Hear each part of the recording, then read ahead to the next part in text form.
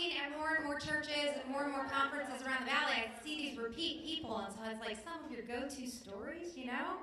You gotta do them over and over again, and I don't want to bore people, you know? So there you go. If you don't watch television and you don't know who I am, that is totally okay with me. If you do watch television, you might know who I am. I work over at Channel 8 News.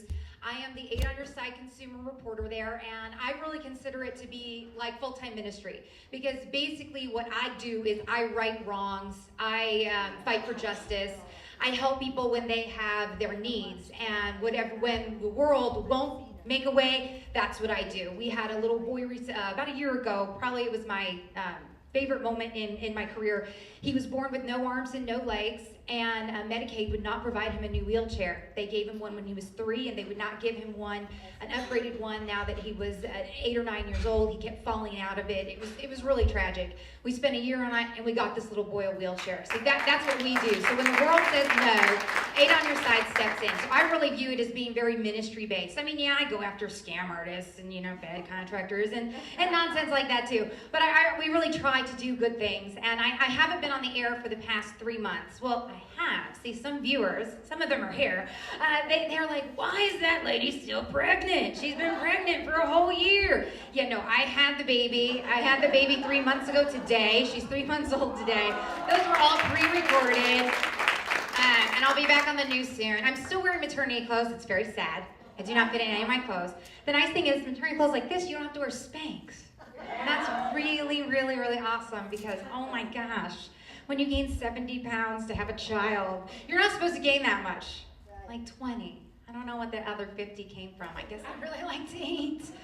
I don't know. So, that's a little bit about me. I'm married to a pastor. I'm a few classes away from being one myself, but I'm way too lazy, and I don't think I will ever finish. And I've had the opportunity to sit under some very well-known ministers in my life who have really spoken into me, and that's why I'm a little preachy. I've spent a lot of my life in the South, even though I'm a Californian, and that's why people say, they're like, yeah, you're real Southern. You're a real Southern style. So yeah, I kind of get loud and stuff like that, but hopefully it won't freak anybody out.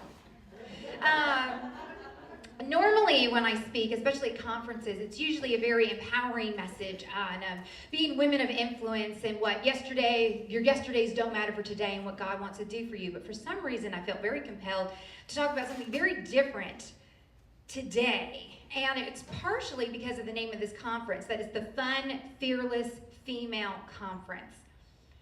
And it's like, fearless. How on earth does one become fearless?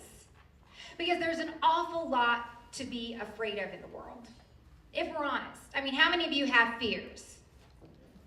I mean, we probably all have fears, whether it's you're afraid of spiders, whether you're afraid of failure, whether you're afraid of debt, whether you're afraid of something terrible happening. And who knows, in Las Vegas, if you don't check yourself, you can get really afraid really fast, because there is crazy stuff that happens in this town.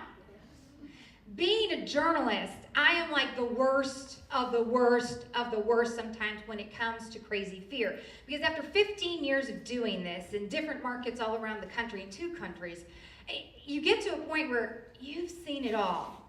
And see, when you're the journalist, you see a lot more than what you as the viewer ever see. We can't tell you everything in a minute 30. We can't tell you everything in 30 seconds. So when things happen, they kind of stick with you. It's one of the bad things about the job, because you will be at the scene where there's the dead body.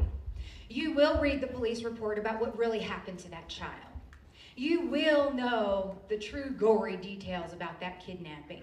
You will get jaded because too many people in this town don't want to use a crosswalk and get hit by a car.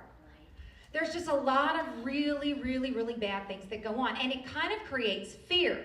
On a funny note, my pediatrician told me, you journalists are some of you drive me crazy when you're my patients. And I go, why? They're like, you know too much. And he's so right.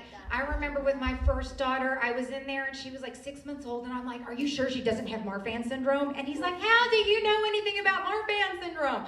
I did a story once and she has long fingers. I think she has Marfan syndrome. I was like, no, she didn't have Marfan syndrome. Your child's fine. Shut up.